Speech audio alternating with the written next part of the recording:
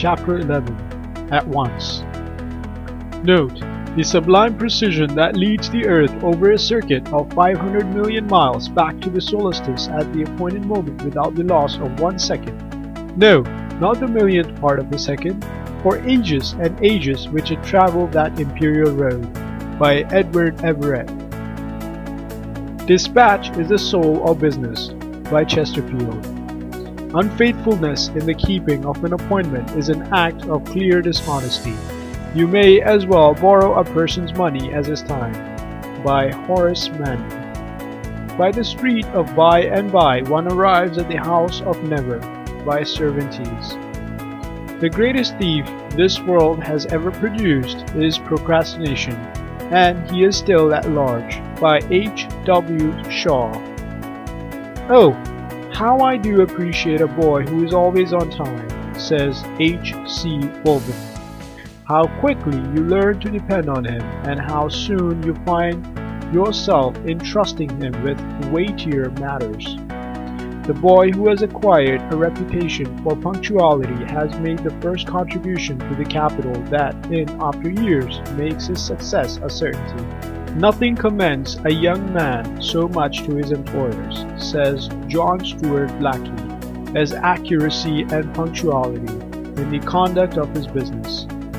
And no wonder on each man's exactitude depends the comfortable and easy-going of his machine. If the clock goes fitfully, nobody knows the time of day. And if your task is a link in the chain of another man's work, you are his clock, and he ought to be able to rely on you. The whole period of youth, says Ruskin, is one essentially of formation, edification, instruction. There is not an hour of it but is trembling with destinies, not a moment of which, once past, the appointed work can never be done again, or the neglected blow struck on the cold iron. Tomorrow didst thou say? asked Cotton. Go to, I will not hear of it. Tomorrow. It is a sharper who stakes his penury against thy plenty, who takes thy ready cash and pays thee not but wishes, hopes and promises, the currency of idiots. Tomorrow. It is a period nowhere to be found in all the hoary registers of time, unless, perchance, in the fool's calendar. Wisdom disclaims the word, nor holds society with those that own it. This fancy's child, and folly is its father, wrought of such stuffs as dreams are, and baseless as the fantastic visions of the evening. Oh, how many a wreck on the road to success could say, I have spent all my life in the pursuit of tomorrow, being assured that tomorrow has some vast benefit or other in store for me. I give it as my deliberate and solemn conviction, said Dr. Finch, that the individual who is tardy in meeting an appointment will never be respected or successful in life. If a man has no regard for the time of other men, said Horace Greeley, why should he have for their money? What is the difference between taking a man's hour and taking his $5? There are many men to whom each hour of business day is worth more than $5. A man who keeps his time will keep his word.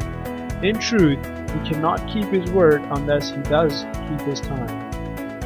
When the Duchess of Sutherland came late, keeping the court waiting, the Queen, who was always vexed by tardiness, presented her with her own watch, saying, I'm afraid yours does not keep good time. Then you must get a new watch, or I another secretary, replied Washington, when his secretary excused the lateness of his attendance by saying that his watch was too slow. I have generally found that a man who is good at an excuse is good for nothing else, said Franklin to a servant who was always late, but always ready with an excuse. One of the best things about school and college life is that the bell which strikes the hour for rising, for recitations, or for lectures teaches habits of promptness. Every young man should have a watch which is a good timekeeper. One that is nearly right encourages bad habits and is an expensive investment at any price. Wear threadbare clothes if you must, but never carry an inaccurate watch. 5 minutes behind time has ruined many a man and many a firm. He who rises late, said Fuller, must trot all day, and shall scarcely overtake his business at night. Some people are too late for everything but ruin. When a nobleman apologized to George III for being late, and said, "Better late than never," the king replied, "No, I say, better never than late." Better late than never is not half so good a maxim as better never late. If Samuel Budget was even a minute late at an appointment, he would apologize. He was as punctual as a chronometer. Punctuality is contagious. Napoleon infused promptness into his officers every minute. What power there is in promptness to take the drudgery out of a disagreeable task. "A singular mischance has happened to some of our friends," said Hamilton, "at the instant when he ushered them into existence. God gave them work to do, and he also gave them a competency of time, so much that if they began at the right moment and wrought with sufficient vigor, their time and their work would end together. But a good many years ago a strange misfortune befell them. A fragment of their allotted time was lost. They cannot tell what became of it, but sure enough, it has dropped out of existence. For just like two measuring lines laid alongside the one an inch shorter than the other, their work and their time run parallel. But the work is always 10 minutes in advance of the time. They are not irregular. They are never too soon. Their letters are posted the very minute after the mall is closed.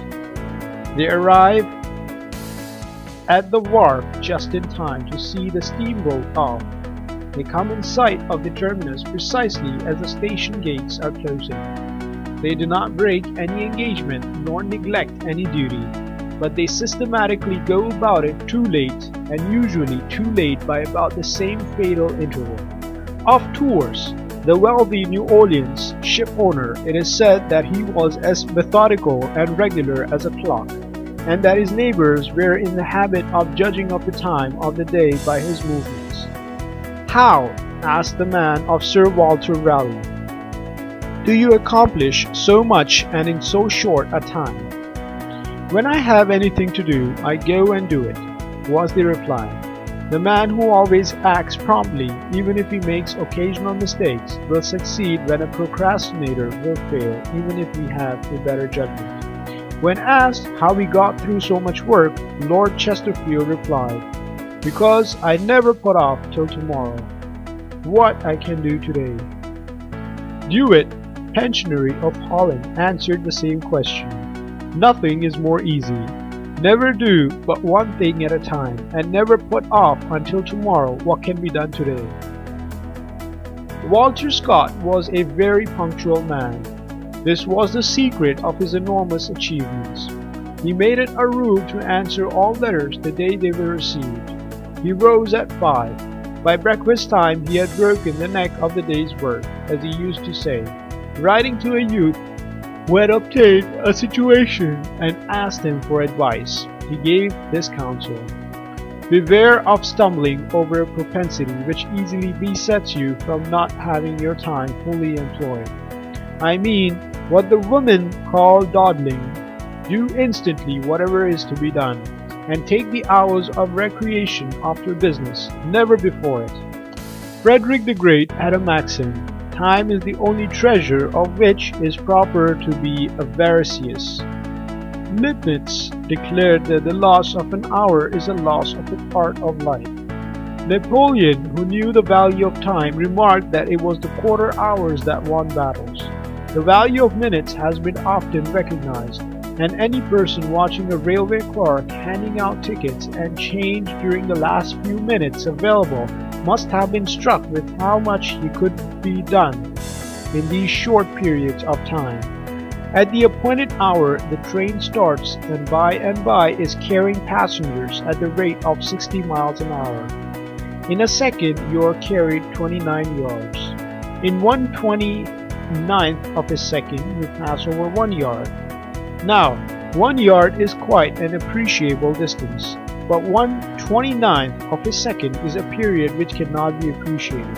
The father of the Webster brothers, before going away to be gone for a week, gave his boys a stint to cut a field of corn, telling them that after it was done, if they had any time left, they might do what they pleased. The boys looked the field over on Monday morning and concluded they could do all the work in 3 days. So they decided to play the first 3 days. Thursday morning they went to the field, but it looked so much larger than it did on Monday morning that they decided they could not possibly do it in 3 days. And rather than not do it all, they would not touch it.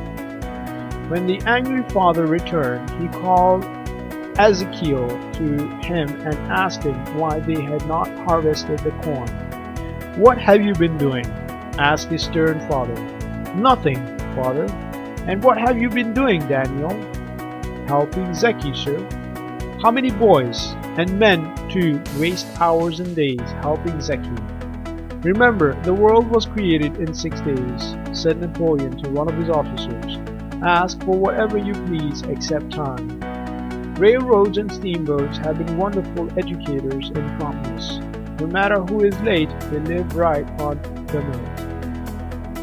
It is interesting to watch people at a great railroad station, running, hurrying, trying to make up time, for they well know when the time arrives the train will leave. Factories, shops, stores, banks, everything opens and closes on the minute. The higher the state of civilization, the prompter is the everything done. In countries without railroads, as in eastern countries, everything is behind time. Everybody is indolent and lazy. The world knows that the prompt man's bills and notes will be paid on the day they were due, and will trust him. People will give him credit, for they know they can depend upon him.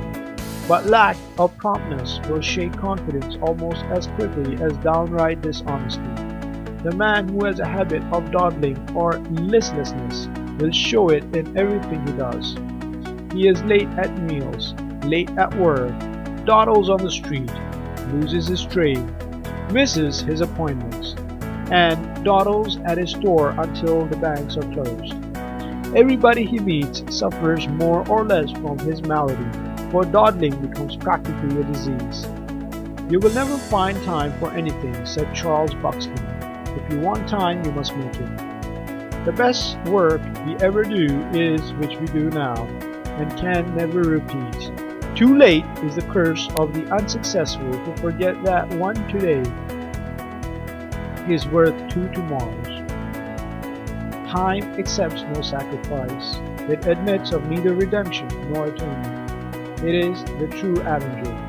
Your enemy may become your friend. Your injurer may do you justice. But time is inexorable and has no mercy. Then stay the present instant, dear Horatio. Imprint the marks of wisdom on its wings. This of more worth than kingdoms, far more precious than all the crimson treasures of life's fountain. Oh, let it not elude thy grasp, but, like the good old patriarch upon record, hold the fleet angel fast until he bless thee. By Nathaniel Cotton. End of chapter 11.